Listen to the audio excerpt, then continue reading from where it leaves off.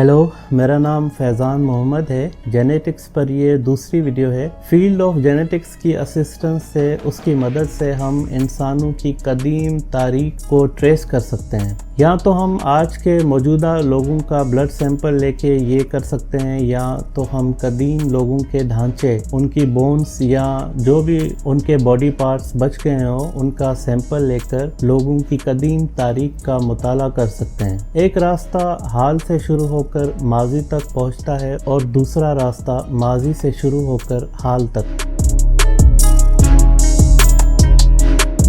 हाल से शुरू करें तो ब्लड सैंपल्स लेने से रेड ब्लड सेल्स से नहीं पता चलता कि उसमें जेनेटिक मटेरियल डीएनए नहीं होता। वैसे तो शुरुआत में होता है, फिर बाद में हट जाता है और हेमोग्लोबिन मॉलिक्यूल जो ऑक्सीजन कैरी करने में मुआवन साबित होता है, वो इन आरबीसीज में पाया जाता है। लेकिन ब्लड सैंपल लेने से दूसरे सेल्स भी सैंपल में आते हैं, जैसे वाइट ब्लड सेल्स हो गए, और ये बहुत ही rich source of DNA extraction होते हैं।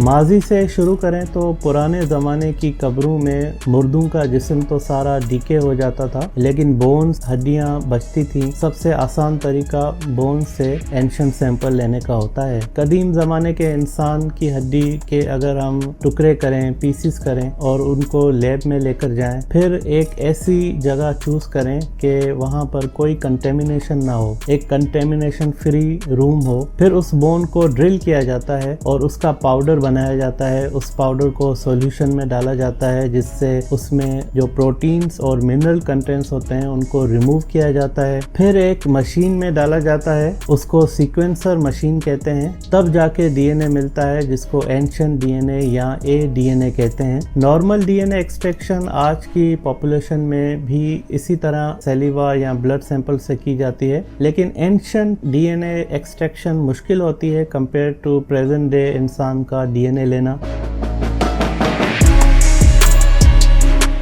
डीएनए, एंशिएंट डीएनए एक्सट्रैक्शन मुश्किल इसलिए होती है क्योंकि उसमें कंटेमिनेशन बहुत ज़्यादा होती है। सबसे पहले तो जो आर्कियोलॉजिस्ट उसे निकालते हैं वो उसको कंटेमिनेट कर देते हैं। फिर डीएनए तो डीएनए होता है, कदीम दौर का हो या हाल का, फ़र्क करना मुश्किल हो जाता है। उससे भी मुश्किल काम ये होता है कि माइक्रो ऑर्गेनिजम्स या माइक्रोबियल्स उस बोन में अपना घर कर लेते हैं, और वो भी जानदार हैं, उनमें भी डीएनए होता है। उस डीएनए को जो कदीम इंसान हमें एनालाइज करना है, उसके डीएनए से सेपरेट करना होता है, तभी स्टडी हो पाती है। प्री हिस्ट्री सैंपल्स, उनमें डीएनए ठंडे रीजन से ही प्रिजर्व मिलता है, और पुराने स्केलेटन्स और बोन्स में जो गर्म इलाकों के होते हैं वहाँ पर ये डीएनए बहुत कम मिलता है। चांसेस बहुत कम हो जाते हैं, 20 से 30% चांसेस होते हैं डीएनए के मिलने के। एंशिएंट डीएनए स्टडीज तेजी से नई सरहदें उबूर कर रही हैं। 2016 में 2 बड़े ब्रेक थ्रूज हुए हैं एंशिएंट डीएनए एक्सट्रैक्शन कैपेसिटी में। एक मेथड मैटियास मायर एक साइंटिस्ट हैं, उन्होंने ढूंढा एंशिएंट बोन में से उन्होंने कम पैसों से डीएनए एनरिचमेंट करनी पॉसिबल हुई। दूसरी पेशरफ्त ये हुई है कि साइंटिस्ट ने बॉडी में एक जगह ढूंढ ली है जहां से डीएनए की अच्छी कंडीशन में एक्सट्रैक्शन मुमकिन हुई है। इट मीन्स गर्म इलाके जहाँ पहले नहीं होती थी, वहाँ पर भी डीएनए एक्सट्रैक्शन अब प्रॉपर हो पाएगी। हमारे स्कल में पिछली साइड कान की एक रीजन है इनर एयर में, उसको पेट्रस बोन कहते हैं। यहाँ हाई डेंसिटी डीएनए मिलता है compare to all skeletal part. ये 100 गुना ज्यादा क्वांटिटी में मिलता है पर each milligram of bone powder. Anthropologist Ron Pinhasi Dublin में अपनी लैब में काम करते हुए डेमोन्स्ट्रेट करते हैं कि एक स्नेल शेप का ऑर्गन है, स्नेल ऑर्गेनिज्म, जिसे हम उर्दू में घोंगा कहते हैं। असल में एक एरिया है जिसका नाम है कोक्लिया, वहाँ डीएनए जरूर पाया जाता है, चाहे कहीं और मिले या ना मिले। डीएनए की कॉन्सेंट्रेशन ज्यादा होगी वहाँ पर ट्रैप होने की।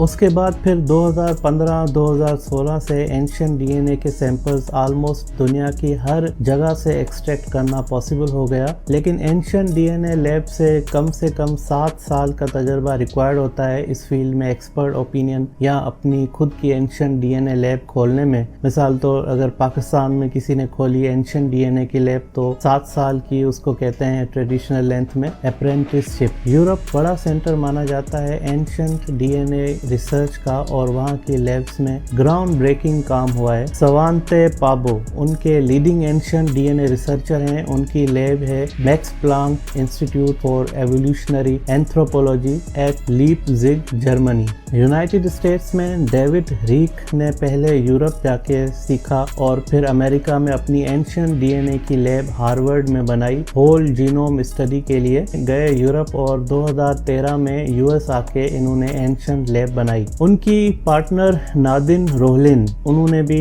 7 साल काम किया है पाबो की लेबोरेटरी जर्मनी में और फिर डेविड रीक के पास ज्वाइनिंग दी। डेविड रीक के पास 2017 तक की रिपोर्ट्स में 3000 से भी ज्यादा कदीम इंसानों के सैंपल्स थे। शुरुआत लूका कवल्स-फोर्जा से हुई जो बहुत रिस्पेक्टेड जेनेटिसिस्ट हैं। उनको founder of genetic studies of the past भी कहा जाता है। उन्होंने 1994 में किताब the history and geography of human genes लिखी, लेकिन टेक्नोलॉजी इतनी डेवलप नहीं थी तो उनके क्लेम्स बहुत से गलत साबित हुए। उन्होंने डिवाइड किया लोगों को on basis of blood group. उन्होंने ब्लड में प्रोटीन्स को मेजर किया और variations A, B, O blood types की मैच की ब्लड डोनर्स से। फिर उन्होंने ब्लड ग्रुप्स को एनालाइज करके एक मैप बनाया कि इस तरह लोगों ने एंशिएंट टाइम्स में माइग्रेशंस की थी, लेकिन वो बाद में गलत साबित हुआ।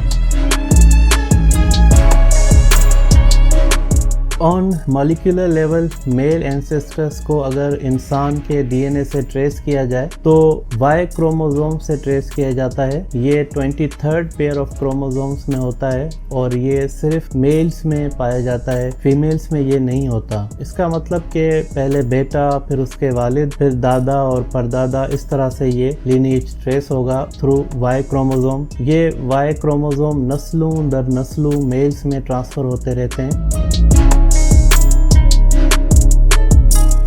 मैटरनल एंसेस्ट्री सेल में मौजूद साइटोप्लाज्म में माइटोकॉन्ड्रिया में मिलती है। मैंने पिछली वीडियो में न्यूक्लियस के अंदर डीएनए को बताया था जो कि क्रोमेटिन और क्रोमोसोम फॉर्म में होता है। वही वाई क्रोमोसोम भी अलोंग विथ ऑल 46 क्रोमोसोम होता है। लेकिन न्यूक्लियस के बाहर सेल के साइटोप्लाज्म में एक ऑर्गेनल में जजीरा कहता हूँ, सेल में लिक्विड होता है तो उसमें ये सब सेल्स के पार्ट तैर रहे होते हैं। तो एक जजीरा है जिसका नाम माइटोकॉन्ड्रिया है, उसमें भी डीएनए होता है। ये डीएनए कम होता है लेकिन फिर भी सफिशिएंट है टेस्ट के लिए। अब माइटोकॉन्ड्रियल डीएनए या एम्प्टी डीएनए से वालिदा, नानी, परनानी और उनकी मैटरनल एंसेस्ट्री ट्रेस हो सकती है।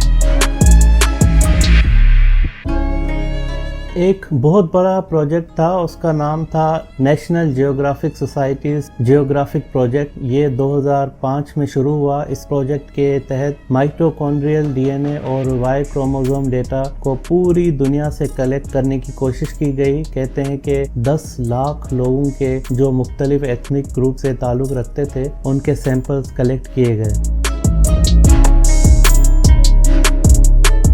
जेनेटिक्स से पहले इंसानी तारीख को आर्कियोलॉजी, एंथ्रोपोलॉजी वगैरह की एविडेंस पर एनालाइज किया जाता था, आज भी किया जाता है। एंथ्रोपोलॉजिकल एविडेंस के हिसाब से एनाटॉमिकली मॉडर्न ह्यूमन से कुछ ट्रेट्स हैं जैसे ग्लोब्यूलर ब्रेन केस, ब्रेन का साइज, और इस हिसाब से ऐसे लोगों की एविडेंस अफ्रीका में सबसे पहले मिलती है, तकरीबन 2 लाख से 3 लाख के दरमियान। अफ्रीका से बाहर किसी भी कॉन्टिनेंट में ऐसे modern human brain cases 1 lakh साल से पुराने नहीं मिलते। आर्कियोलॉजिकल एविडेंस है कि पुराने पत्थर के औजार, स्टोन टूल्स, ये इंडिकेट करते हैं कि एक बहुत बड़ा चेंज आया 50,000 साल पहले। इस एज को यूरेशिया के आर्कियोलॉजिस्ट अपर पैलियोलिथिक एज और अफ्रीका के लेटर स्टोन एज कहते हैं। اس کے بعد اسٹون ٹولز بنانے کی ٹیکنالوجی میں چینج آیا اور اس چینج کے بعد تو بہت تیزی سے اسٹائلز میں چینج آتا رہا ہر کچھ ہزار سال میں۔ انسان جہاں جاتے کچھ ٹولز اور آرٹیفیکٹس چھوڑ کے چلے جاتے تو پتہ چلتا ہے کہ ان کے رہن سہن کا اسٹائل اور ان کی اسپریچول تھنکنگ کیا تھی۔ مینس ماڈرن بیہیویئر آج کے انسانوں جیسا تھا۔ پرانے ترین فگرز میں ایک ڈرائنگ ملتی ہے جس میں انسان کا فیس شیر کے فیس جیسا دکھایا گیا ہے اور یہ ڈرائنگ میموتھ کے ٹسک سے بنائی گئی تھی ہول اسٹین ٹاڈل جرمنی میں۔ میموتھ ایک ہاتھی کی پرانی قسم تھی اور وہ اسپیشی اب ایکسٹنکٹ ہو گئی ہے۔ یہ ڈرائنگ 40,000 سال پرانی ہے۔ ایک اور ڈرائنگ 30,000 سال پرانی ملی ہے جس میں پری آئس ایج کے جانور دکھائے گئے ہیں۔ یہ چاوے کی کیو میں ملی ہیں فرانس میں۔ یہ شو کرتا ہے کہ ہیومن ماڈرن بیہیویئر اس ٹائم ویل ڈیولپ تھا۔ اس دور کا بچہ اگر آج کے دور میں پالا جائے تو وہ بالکل نارمل بچہ ہوگا کمپیئر ٹو اگر 3 لاکھ سال پرانا بچہ آج کے دور میں پالا جائے تو اس میں کچھ ٹریٹس مسنگ ہوں گے جو کہ ایسوسیٹڈ ہیں وتھ ماڈرن ہیومن بیہیویئر، جیسے ایبسٹریکٹ تھنکنگ ہو گئی۔ جینیٹکس کے تھرو اینسسٹری کو ٹریس کیا گیا ہے۔ بلڈ سیمپل سے لوکا نے کیا، وہ غلط ثابت ہوا۔ ایک جرنلسٹ تھا، اس کا نام تھا راجر لیون۔ اس نے 1987 میں کہا کہ سائنس نے آدم کی وائف بی بی ہوا کو تھیوریٹیکلی ڈسکور کر لیا ہے۔ اس کا نام اس نے مائٹوکونڈریل ایو رکھا۔ 1987 میں ایلن ولسن اور ان کے کلیگز نے چند سو مائٹوکونڈریل ڈی این اے لیٹرز کو سیکوینس کیا کچھ رینڈم لوگوں کا۔ اس نے کمپیئر کیا میوٹیشنز کو جو ڈیفرنٹ تھیں ایک دوسرے میں۔ اس کے بیسس پر اس نے فیملی ٹری بنائی، میٹرنل ریلیشنز کی، فیمیل سائڈ کی۔ اس نے کہا کہ ڈیپسٹ برانچز اس ٹری کی جس نے مین ٹرنک کو چھوڑا ہے وہ سب سہارن افریقن اینسسٹری ہے، اور سجیسٹ کیا کہ تمام ماڈرن ہیومنز کا اینسسٹر ایک وقت میں افریقہ میں رہتا تھا۔ آثار قدیمہ اسکیلیٹل اسٹڈیز پرانے انسانوں کے ڈھانچے کا ریکارڈ اور جینیٹکس کی فیلڈز کے درمیان ایک سنتھیسس سا بنتا گیا جب ایویڈنس آنے لگی 1980s اور 1990s کی دہائی میں کہ ماڈرن ہیومنز جس اینسسٹر سے نکلے ہیں وہ آدم 1 لاکھ سال پہلے رف اندازہ ہے کہ افریقہ میں تھا، اور ولسن نے ان کے کلیگز کے ساتھ مائٹوکونڈریل ڈی این اے کا اسٹیمیٹ لگا کے کہا کہ most recent female African ancestor mitochondrial ایو مائٹوکونڈریل ہوا وہ تقریباً 2 لاکھ سال پہلے اس دنیا میں رہی ہوں گی۔ آج ماڈرن جینیٹکس کا ایسٹیمیٹ اور بھی کم ہے، 1,60,000 سال پہلے کہتے ہیں۔ اصل میں انسرٹینٹی تاریخ میں اس لیے ہے کہ جینیٹکس میں جو جینز میں میوٹیشنز ہوتی ہیں ان کی تاریخ ڈیٹرمائن کی جاتی ہے، پھر بیسڈ آن میوٹیشن ریٹ ان ڈیٹس کا اندازہ لگایا جاتا ہے۔ ابھی انسرٹینٹی ہے کہ ٹرو ریٹ آف چینج کیا ہے جس پر انسانوں میں میوٹیشنز ہوتی ہیں۔ ملٹیپل بوٹل نیک کے واقعات بھی اس دوران ہوئے ہیں۔ اس کا مطلب ایک ٹائم پہ بہت ہی کم انسان بچے تھے جو کہ ایکسٹنکٹ ہو جاتے، کوئی ایک زلزلہ بھی آتا یا ان کے علاقے میں شیر اور چیتے ان پر حملہ کر دیتے کہ وہ پوری دنیا میں نہیں بلکہ اس ایک جگہ پر ہوں گے، لیکن پھر انسانوں نے گرو کیا، ملٹیپلائی ہوئے اور دنیا میں پھیل گئے۔ اس طرح وہ پاپولیشن بوٹل نیک سے باہر نکل آئی۔ ایسا ایک سے زیادہ بار ہوا ہے، لیکن موسٹ ریسنٹ کمبائن ہیومینٹی کے ساتھ 60,000 سال پہلے ایسا ہوا ہے جب انسان افریقہ سے لاسٹ بار نکلے اور دنیا میں پھیل گئے۔ حالانکہ اس سے پہلے بھی ان کے افریقہ سے نکلنے کے آثار ملتے ہیں، لیکن ان کا جینیٹک ریکارڈ میں ایک ڈیڈ اینڈ ہے، یا تو پھر وہ ایکسٹنکٹ ہو گئے یا پھر افریقہ واپس چلے گئے۔ لیکن last major migration out of Africa 50-60 ہزار سال پہلے ہوئی ہے، اور باقی جو پریویس مائیگریشنز میں ان کو ایڈونچر کہوں گا یا ورلڈ ٹور کہوں گا، وہ 1 لاکھ سال پہلے ہوئے ہیں، 1-2 بار، 1,30,000 سال پہلے، کچھ 1,20,000 سال پہلے، لیکن وہ آئسولیٹڈ ایونٹس تھے اور ایکسٹنکٹ ہو گئی وہ اسپیشی یا وہ واپس افریقہ چلی گئی۔ सबसे recent bottleneck event modern humans का as a whole DNA studies बताती हैं कि नॉन अफ्रीकन जीनोम्स में 20% से ज़्यादा इंडिविजुअल जीन्स एक कॉमन फीमेल एंसेस्टर शेयर करती है बिटवीन 90,000 और 50,000 ईयर्स। जब एक small number of founders multiple descendants में तब्दील हुए जो अफ्रीका से बाहर रहने लगे। बाकी separate ancestries within human beings तो बहुत से पॉपुलेशन बोटलनेक्स हुए हैं कबीलों में और डिफरेंट ट्राइब्स में, डिफरेंट ज़ातों में। जूस में, अश्किनाजी जूस में हुई है। सिर्फ इंडिया पाकिस्तान को अगर हम देखें तो जातीज, कास्ट, ट्राइब्स, इनमें साइंटिस्ट कहते हैं कि तकरीबन जितने भी ट्राइब्स हैं इंडिया पाकिस्तान में, जातीज हैं, कास्ट हैं, उनमें 1/3 पॉपुलेशन में बोटलनेक का वाकया कभी रिसेंटली आया है। इंडो पाकिस्तान में ये बहुत ही कम स्टडी की गई है, लेकिन एक स्टडी है वेसिया की, उसमें रिसेंट पॉपुलेशन बोटलनेक आया है तकरीबन 1000 कबले मसीह साल पहले, उससे लेकर 1 कबले मसीह तक के बीच में ये आया है। इसका मतलब ये हुआ कि ये 3000 साल से 2000 साल के बीच में आया है। ये लोग जियोग्राफिकल आइसोलेशन का भी शिकार नहीं थे, मैदानी इलाकों में रहते थे, फिर भी लॉन्ग टर्म इंडोगेमी प्रैक्टिस करते थे, मींस शादियां दूसरी जाति से नहीं करते थे। इससे फिर जेनेटिक डिजीज़ के भी चांस बढ़ जाते हैं और सेम डिजीज़ एक ही पॉपुलेशन में ट्रेवल कर रही होती हैं। कुछ रिसेसिव जीन्स होते हैं, कुछ डोमिनेंट जीन्स होते हैं। अगर कैरियर जीन्स आपस में मिल जाते हैं तो फिर ये डिजीज़ हो जाती है। इस वजह से कहा जाता है कि जेनेटिक्स का स्कोप इंडिया पाकिस्तान में बहुत ज़्यादा है, क्योंकि यहाँ पर पॉपुलेशन बोटलनेक्स बहुत ज़्यादा हुए हैं 1/3 पॉपुलेशन में, और उसकी वजह से बहुत सी ऐसी डिजीज़ हैं। और ऑब्वियसली शादियाँ भी ये अपनी अपने ट्राइब्स में कर रहे होते हैं, तो with in family, with in tribes जो है बहुत से ऐसे जीन कैरियर्स होते हैं डिजीज़ के। तो इसका एक ईजी हल है, वो ये हल है कि सिर्फ उन डॉक्टर्स से पूछा जाए जो पाकिस्तान में काम करते हैं, उन फीमेल डॉक्टर्स से पूछा जाए कि ड्यूरिंग प्रेगनेंसी, चाइल्ड बर्थ के दौरान कुछ ऐसी डिजीज़ किन लोगों में पाई जाती हैं, फिर उनका रिकॉर्ड बनाया जाए तो ये जेनेटिक स्टडीज़ में ये बहुत हेल्पफुल साबित हो सकता है।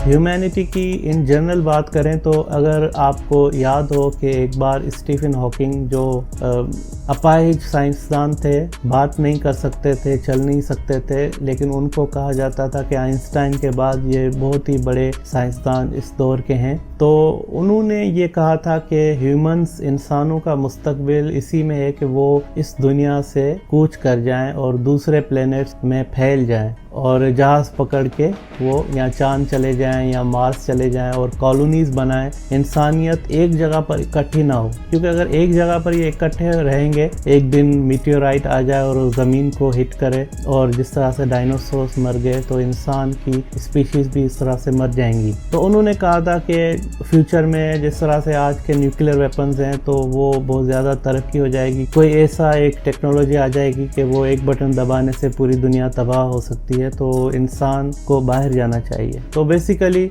इन जेनेटिक टर्मिनोलॉजी उनका कहने का मतलब ये है कि पॉपुलेशन बोटलनेक्स के इंसिडेंट्स को प्रिवेंट करने के लिए हमें जाना चाहिए। जेनेटिक्स में लेटेस्ट रेवोल्यूशन जो आया है वो आया है होल जीनोम स्टडीज़ में। आपने होल जीनोम प्रोजेक्ट का नाम सुना होगा, शायद 2001 में या 2004 में था, जब पहली बार साइंटिस्ट ने 70% ह्यूमन जीनोम को सीक्वेंस कर लिया था। ये तकरीबन 3 बिलियन बेस पेयर्स होंगे। पिछली वीडियो में मैंने बताया था कि टोटल 6 बिलियन होते हैं, लेकिन एक एक्स्ट्रा कॉपी होती है जीनोम की, तो ये 3 बिलियन हुए।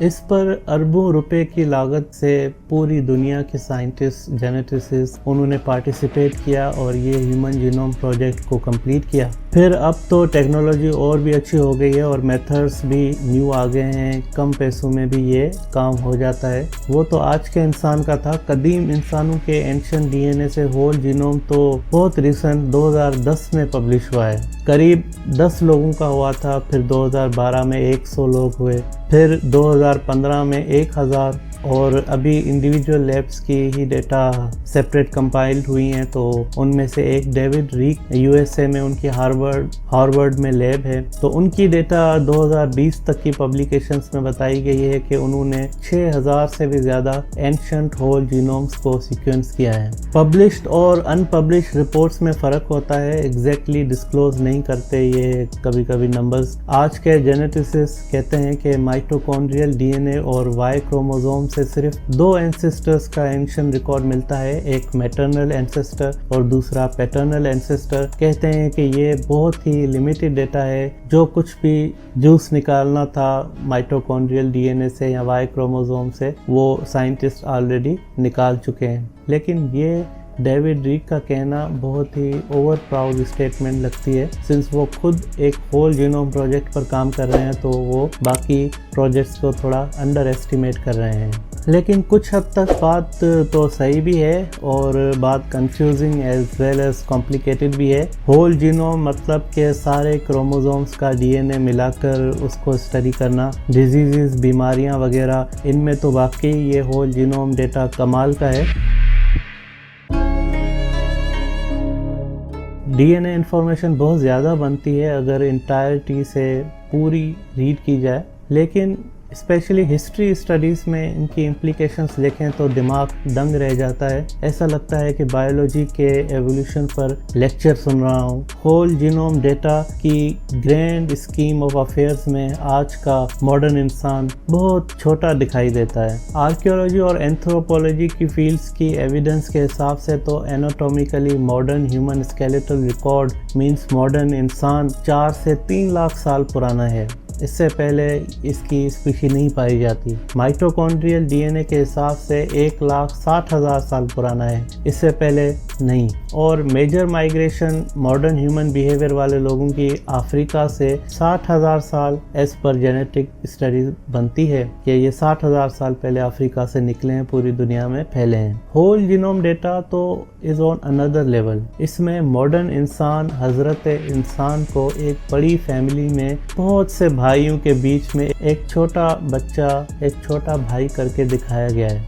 23 क्रोमोसोम्स में अगर मेल लिनिएज वाला 23rd वाई क्रोमोसोम निकाल दें तो 1 से लेकर 22 क्रोमोसोम्स हैं और मोस्ट रीसेंट एंसेस्टर आज के तमाम इंसानों का वो जिंदा था इन 1 से लेकर 22 क्रोमोसोम्स के डेटा के हिसाब से तकरीबन 50 लाख साल पहले। 50 लाख साल एक्सट्रीम एस्टीमेट है और मिनिमम एस्टीमेट इसका 10 लाख साल पहले।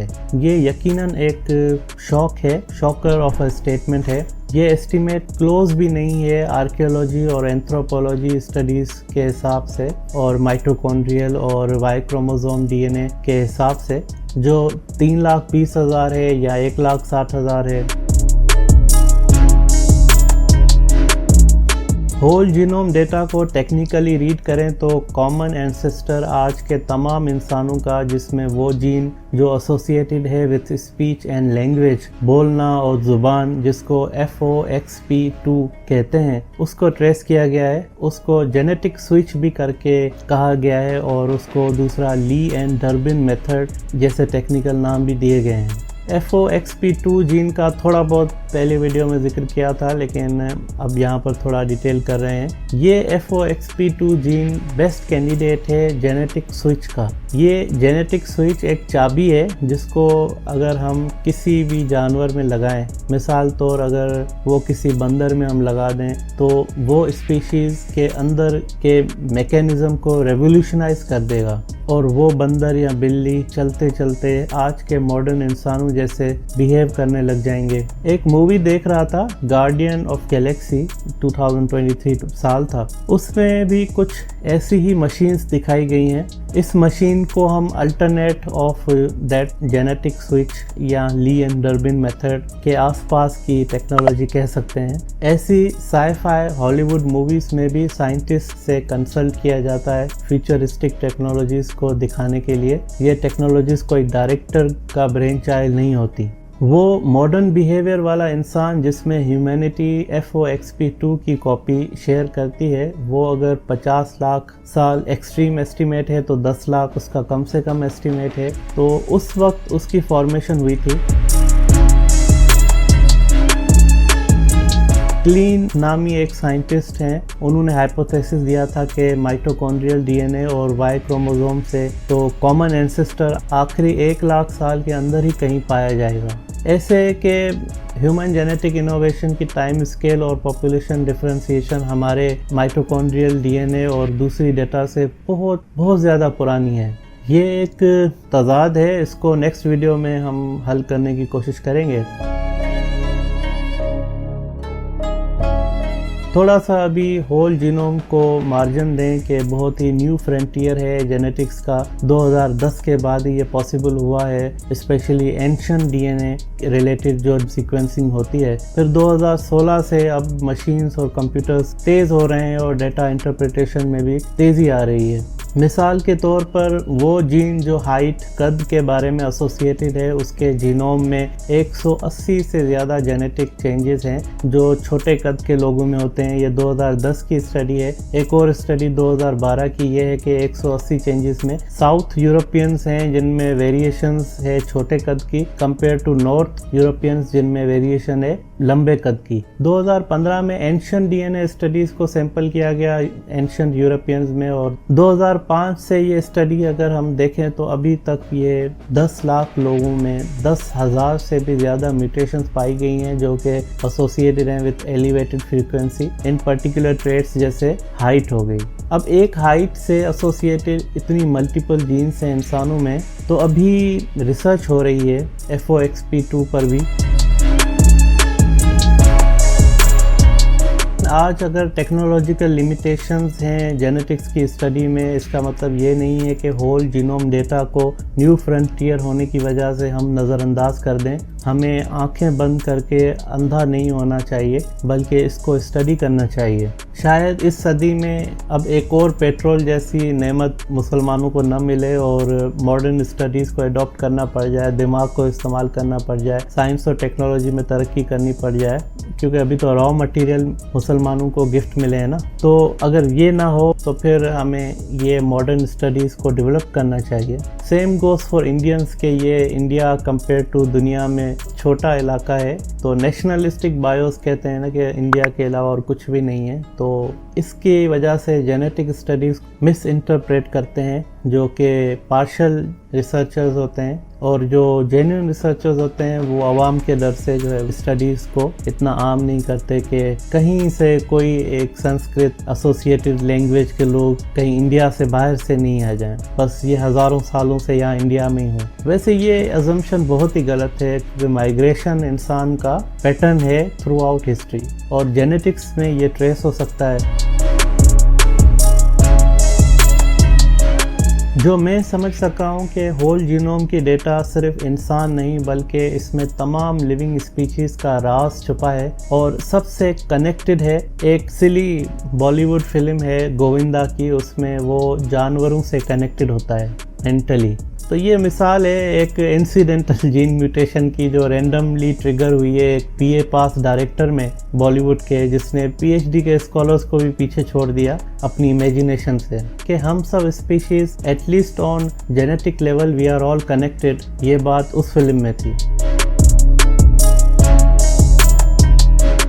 Whole genome throughout species एक जैसा है, चाहे सेम नहीं है। ह्यूमन टू ह्यूमन में, मुझ में और आप में डीएनए 99.9% सेम है और सिर्फ 0.1% चेंज है, जिसकी वजह से मैं अलग दिखता हूँ, आप लोग अलग दिखते हैं, और तमाम इंसान में ये वेरिएशंस हैं। उसी तरह एक बंदर में और एक इंसान में भी तकरीबन 70-75% डीएनए सेम होता है। तमाम मखलूक में डीएनए एक दूसरे से कुछ ही परसेंटेज में फ़र्क होता है। तो ये एक बहुत ही हैरत अंगेज़ बात है डीएनए के बारे में।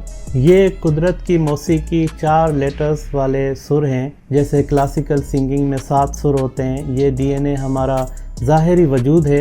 अगर होल जीनोम सही हुआ तो स्पीशीज़ का एवोल्यूशन एक रियलिटी बन जाएगी, लेकिन घबराने की ज़रूरत नहीं है। हमारा हैवानी वजूद है, जैसे भी बना वो बना। इस बात पर तो सारे मुत्तफ़िक हैं कि ये एक हैवानी जिस्म है, इसी ज़मीन की मिट्टी से बना है, तो इसी ज़मीन की मिट्टी से तो दूसरे जानदार भी बने हैं। हम तो फिज़िकल बात कर रहे हैं ना। तो تو وہ ذات وائز ہے, ایفیشنٹ ہے, جس نے سب کچھ بنایا. ہیومن اسپیشیز ایفیشنسی کے پرنسپل کے تحت ایوالو ہوئی ہیں, اور اس سے زیادہ ٹائم ایفیشنٹ بات کیا ہوگی کہ ڈی این اے سملر ہو کریشن میں, اور تھوڑی بہت چینجز ہمیں بلی سے انسان, شیر سے طوطا اور سانپ سے مگرمچھ بناتی ہیں, کہ انسان کی روح کا جو بھی کانسیپٹ ہو, لیکن یہ جسم جو ہے وہ اس زمین سے ہی آیا ہے. تو آج کے لیے بس اتنا ہی, پھر نیکسٹ ویڈیو میں ملیں گے, تب تک کے لیے ٹیک کیئر.